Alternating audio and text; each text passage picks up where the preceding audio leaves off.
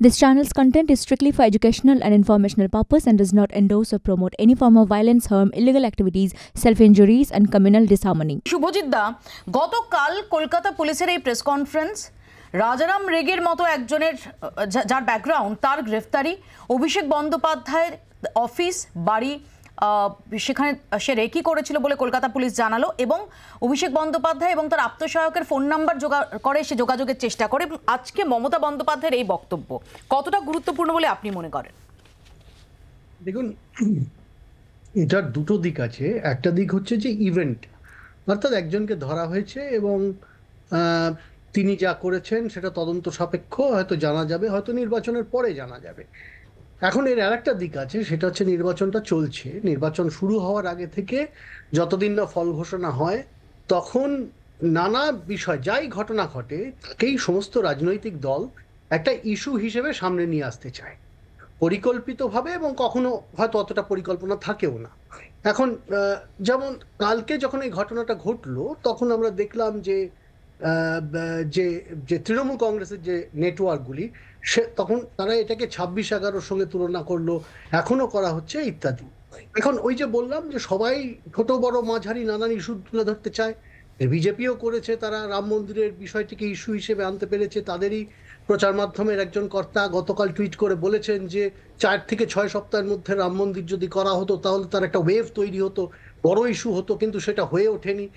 ঠিক তেমনই আমার মনে, বা ধরুন এই যে সংশোধিত নাগরিকত্ব আইন, সেটা একটা বড় ইস্যু হয়ে উঠতে পারতো কিন্তু হয়নি। এরকম তারা সবাই সবকিছু চেষ্টা করেন ইস্যু তৈরি করার, এবং এর মধ্যে অস্বাভাবিক কিছু নেই, এটা সব দেশেই হয়। তেমনই আমার মনে হয়েছে যে এই ঘটনাটিকে দেখে, যেটা একটা ঘটনা, এটা একটা ইভেন্ট, সেটা হয়তো ঘটেছে, কি হয়েছে আমরা জানি না, জানতে পারবো, কিন্তু এটাকে ইস্যু হিসেবে সামনে নিয়ে আসার যে চেষ্টা তৃণমূল কংগ্রেস করেছে, আপনি নিজেই দেখুন না, আপনি প্রচার মাধ্যমে দেখুন বিষয়টি কি আর কেউ আলোচনা করছে? রাস্তায় কথা বলুন, সাধারণ মানুষ কি আলোচনা করছে বিষয়টা নিয়ে? যেমন তারা রাম মন্দির নিয়ে আলোচনা করছেন না আজকে, অন্তত কলকাতা শহরে বা পশ্চিমবঙ্গে করছেন না বলেই আমার মনে হয়। হয়তো রাম মন্দির অত বেশি লোক করছেন, কিন্তু এইটাকে পাড়ায়, চায়ের দোকানে, আমি ঘোরাঘুরি করি সব জায়গায় মোটামুটি, তো আমি তো কোথাও শুনলাম না যে এটা নিয়ে আলোচনা হচ্ছে, চর্চা হচ্ছে। ফলে ইস্যু হিসেবে তুলে ধরার যদি কোনো তাদের পরিকল্পনা এটার মধ্যে থেকে থাকে, তাহলে আমার মনে হয় সেটা ব্যর্থ হয়েছে। তবে তাতে গন্ডগোলের কিছু নেই, কারণ কিছু ইস্যু সফল হয় স্বাভাবিকভাবেই এবং কিছু ইস্যু ব্যর্থ হয়। এক্ষেত্রে আমার মনে হয় এটা ব্যর্থ হয়েছে। মৃত্যুঞ্জয়, যদি এটাকে ইস্যুই করতে চাও, তোমরা অভিষেক বন্দ্যোপাধ্যায়কে খুনের ছক ছিল এরকম ইনপুট কোথা থেকে পাচ্ছ?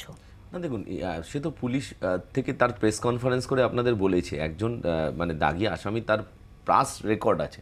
সে যদি, যার একজন Z+ সিকিউরিটি আছে, তার বাড়ির সামনে ঘোরাঘুরি করে, তার ফোনে কন্ট্যাক্ট করার চেষ্টা করে, স্বাভাবিকভাবেই সন্দেহভাবে হিসাবে তাকে অ্যারেস্ট করা হয়েছে। এবং তার সাথে যিনি যেমন বলছিলেন যে নিশ্চিতভাবে জেরা হবে, তদন্ত হবে, সামনে আসবে, আমরাও তো চাই। কিন্তু আমরা কথা হলো যে এই যে এতক্ষণ ধরে সৈকত বলল বা শঙ্কু বলল যে মানে এইখানকার রাজ্য পুলিশের ব্যর্থতা, তাহলে আমি বলবো সালমান খানের বাড়ির সামনে গুলি চললো এবং সালমান খানের বাড়ির গুলি যারা চালালো তাদের ধরে আনা হলো গুজরাট থেকে। তার মানে গুজরাট কি আতো না, তার মানে কেউ ফেস টাইমে ফোন করে তো কাউকে, না আমার কথা হলো তাহলে তার মানে গুজরাটে চেষ্টা করতে চেয়েছিল, কি করতে চেয়েছিল, কিভাবে, এইটাও পুলিশ বলেছে যে অন্যভাবে ফাঁসাতে চেয়েছিল কিনা, এইটাও তো পুলিশের প্রেস কনফারেন্সে আছে যে অন্যভাবে কন্ট্যাক্ট করে অন্যভাবে ফাঁসাতে চেয়েছিল না। পুরোটাই তো তদন্তের সাপেক্ষ, এটা তো প্রেস কনফারেন্সে পুলিশ বলেছে বলেই তো আপনি জানলেন যে ফেস টাইমে কল করার চেষ্টা হয়েছে, নাহলে তো আপনি জানতে পারতেন না। বা আজকে শঙ্কু যে কথাটা বলছে জানো, কিন্তু আমার কথা হলো শঙ্কুকে বলতে হবে সালমান খানের বাড়িতে যে গুলি চললো এবং সেই আততায়ীদের খুঁজে নেওয়া হলো গুজরাট থেকে, তার মানে মুখ্যমন্ত্রী, মহারাষ্ট্রের মুখ্যমন্ত্রী এবং গুজরাটের মুখ্যমন্ত্রী দুজনেই পদত্যাগ করা উচিত। আমি বলতে চাই, আচ্ছা, আমার বক্তব্য হচ্ছে খুব স্পষ্ট। আমি যে বিশাল পরিমাণ অপরাধের কথা মৃত্যুঞ্জয়রা বলছেন, ওরাও তো দেশের একটা সরকার চালাচ্ছেন, তো আমার বক্তব্য হচ্ছে তাহলে ওই দোষের জন্য উনি জেলে নেই কেন? আমি বুঝলাম না শঙ্কু, ও যখন বলছে তখন তুমি বলতে চাই আমি ওনাকে বারবার ইন্ডিকেট করতে চাইছি যে এতবার আপনিও বেসামাল হয়ে যাবেন, উনি যে ওনার মুখ্যমন্ত্রীর মতো বেসামাল হয়ে যাবেন এটা আমি ভাবতে পারিনি।